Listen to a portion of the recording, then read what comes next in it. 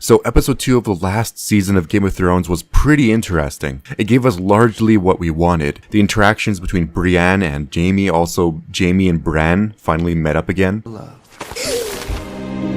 After what Jaime did to him, like so much happened, so many reunions in this episode. Because Jaime arrived in the last episode, it opened up with Dany questioning him about the death of his father. A very good point to explore since him being the Kingslayer was a major arc for Jaime as a character. Jaime also attempted to apologize to Bran for what he did, but by the end of it, Bran was basically thanking him for sending him on the path to becoming the Three-Eyed Raven, or at least being ambivalent to all of it, to taking more of a nihilistic approach and not caring about what path he might have been pushed towards. It's pretty obvious to Jaime that Bran isn't the normal kid he thought he was, but probably something he doesn't understand, and I don't think he truly will. Brienne also became a knight, sort of completing her character arc at this point, after Jaime decided to knight her, and after watching that scene, it seems to me that she's probably gonna die the next episode. I mean, along with a whole host of characters, I'm sure. She's just way too happy right now, and nothing ever lasts like that. Bran's story is what interests me the most, or at least has me the most curious. He's become such a strange being at this point. Just sort of telling it like it is, Bran is now a continuation of the Three-Eyed Raven, no longer who he was before he entered that cave all those seasons ago. Bran really did die in that cave, and Tyrion spoke to Bran about it. That's one conversation I wish I actually got to hear, but I suppose the show is more pressed for time since we have so few episodes left this season already. He also tells everyone that the Night King is hunting him as he serves as the memory of the world. As the Three-Eyed Raven, Bran knows all of the past, all of the memory of the past, and sometimes can interact with it, even seeing the future, possibly. The Night King wants an endless night, and a Three-Eyed Raven stands in his way. We also got the Hound and Arya meeting up again. Really, this episode was filled with reunions. I haven't even mentioned Tyrion and Jaime reuniting, having a sort of captive discussion about the entire journeys they've both been on and how things have changed. Most of the people that fought the Starks are now defending them. Now, I know a lot of people complain about the direction of the show since it went off book, but honestly, I'm kind of okay with it at this point. The White Walker encounters are what we've been waiting for since episode 1 of the first season when the Night's Watch encountered the Whites. Of course, if HBO gave the show another season to work with, I'm sure it would feel more traditional to the previous seasons. Ser Jorah Mormont also had some pretty cool moments, talking with the head of the House Mormont, and with Daenerys largely defending Tyrion, who replaced him as Hand of the Queen. Tyrion did make the mistake in trusting Cersei, but as Mormont said,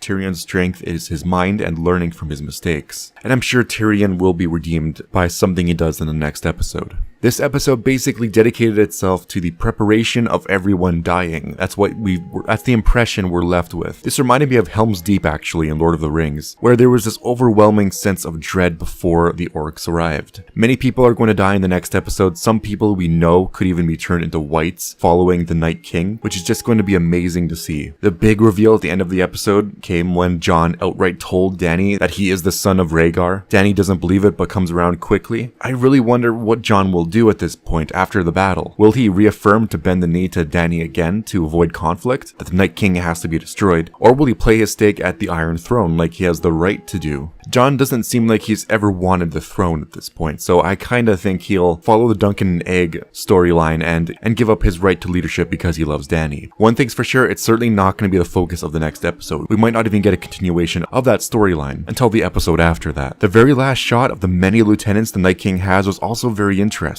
As from the Battle of Harnholm, we saw, at least it seemed like there's only 4 of them total, minus 1 from the one that Jon killed during the battle. But no, the Night King has 10 of them, all commanding their own army of whites. And as I say that, I'm sure in this next episode, we're gonna get a scene where one of the lieutenants is killed and we see the army of whites that he controls also shatter. And Dany's army fighting the whites has me wondering how the dynamic will work, as the last white that Jon fought with a Valyrian steel completely shattered. That was a commander and not a white, so maybe it's different. The whites could behave more like traditional zombies, where they just cannot be stopped. But in the end, however, Winterfell will likely fall, forcing everyone to move further south towards Cersei. Maybe after grueling hours of war, the Night King will retreat with plans to return the very next night, prompting everyone to abandon Winterfell as a lost cause. Either way, the Night King must make his way to Cersei. I feel by the end of the season, we're going to get a scene of him standing in the hall with the Iron Throne, maybe even sitting on it as some sort of act of blasphemy. But we'll see. Overall, this episode was really good. It had me excited the entire time. There was no really dry spell during it, as it kept my interest from the interactions between characters we never imagined would ever talk to each other, especially the roundtable discussion amongst Tyrion, Jaime, Brienne, and the others, and that amazing song, that Podri song, that reminded everyone of Lord of the Rings again. So I think this was a really good episode, and I'm really excited for the next one. Now, there was a teaser released for the next episode, so make sure to subscribe for that, but until next time, thanks for watching.